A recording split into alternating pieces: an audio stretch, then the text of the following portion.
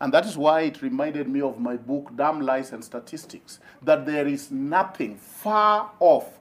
In fact, what these political parties should do, let Azimio bring us their poll. They are doing polls every week, serious polls, and they know where they are. Kenya Kwanza are doing serious polls, up to 50,000 participants, up to polling stations.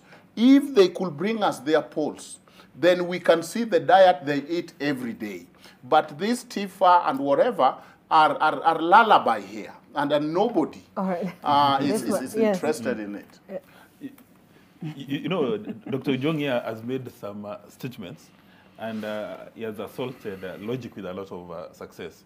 It does not mean that if you've taken a position that you are supporting, say, Professor Wajakoya or Azimio or Kenya Kwanza, that now you abandon objective thinking. Most of us here are concerned with our national and public interest, and everybody wants Kenya to have solid leaders. Because we are going to elect 1,930 officers, and Madam Beatrice, I wish you well, so that they go to the National Assembly, Senate, governors, and State House to come up with the decisions and the policies that are going to affect our lives for the next 5 years or 10 years.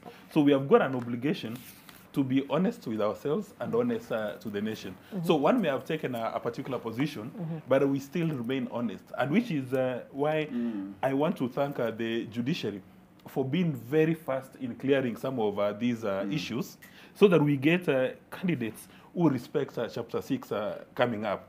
Actually, if wishes were horses, this matter should have been settled a long time ago, so that we have a clean slate of candidates. Now, you know, there are matters which have delayed. Like, for instance, the issue of Kigame was sorted out yesterday. There's a gentleman called Mr. Jimmy Wanjigi. His issue has not been sorted out.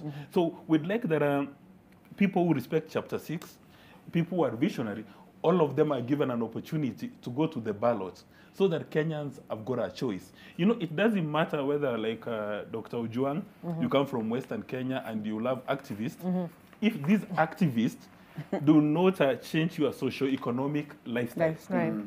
It doesn't matter if you come from Gatundu or from Othaya and you love economists, and these economists do not change your socio-economic lifestyle. Because believe me, at the end of the day, when you elect these 1,930 persons, they're going to be paid from our taxes for the next 5 years, for the next 10 years. If they occupy constitutional offices, or rather, if it's maybe a president or a governor, we'll take care of them for the rest of their lives. You may have noticed a few days ago that governors and deputy governors want to give themselves ridiculous send-off packages. Ridiculous send-off packages. So, you elect these people into office, they make bad laws, they come up with bad policies, they compromise your life, they assault your dignity, and then you reward them with resources for the entire of their life.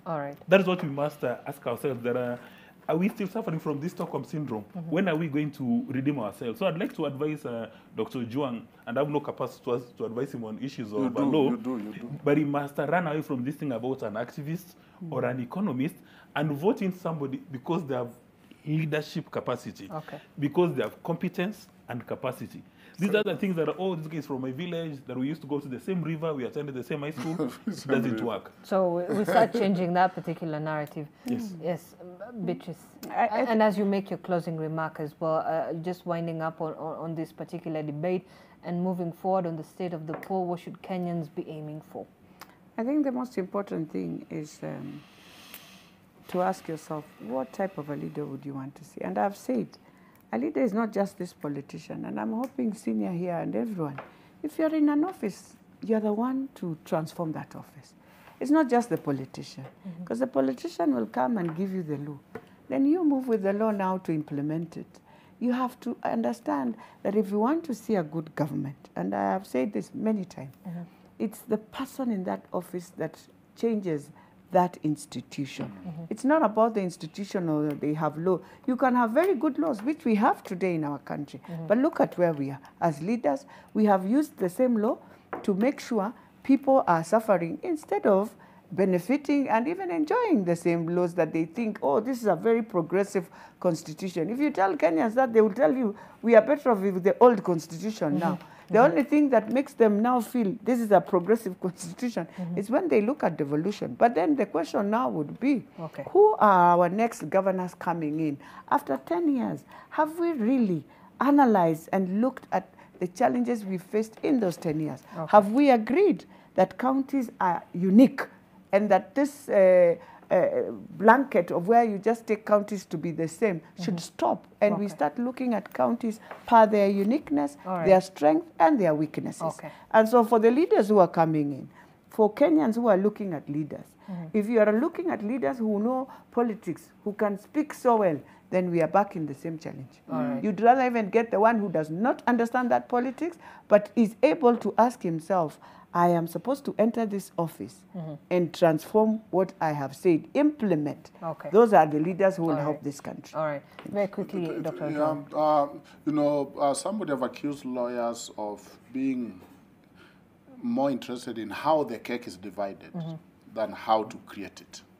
And I think that is where I was coming with the idea of this is the law, this is the change. We care more about this is how to divide the cake fairly. But sometimes we don't get to the kitchen, and that is what makes Gachagua stands out, that he might not be very articulate on how to divide the cake, but he's very articulate on how to bake it. But you see, because the same medicine that killed the patient cannot, whether it's administered by Martha, whether we worked with Martha on BBI Senior Council because we believe it was the wrong thing. Whether she now administers the same medicine, it is still the bad medicine that kills the patient. In my view and in my closing remark, this country, we have discussed here, and like you, we wish you best because you know, your university is very proud of you. You have clear record of education. You came to school. You did your masters. We are in two different wheelbarrows in this country. And one wheelbarrow is pushing us to disaster, and another wheelbarrow is taking us to freedom. All right, Dr. So Ojwang's assessment of the situation. Yes, I don't think we actually do not have a minute. Yeah, okay, 30 seconds. You know, I've listened to Beatrice here, and she reminds me of the conversations we've been watching in Britain over people who want to become prime ministers. And in my view, if you get Beatrice to go to the National Assembly and many more like that, who are loyal to our national and public interest, we'll start making progress. All right. Thanks for Thank the opportunity. you so much.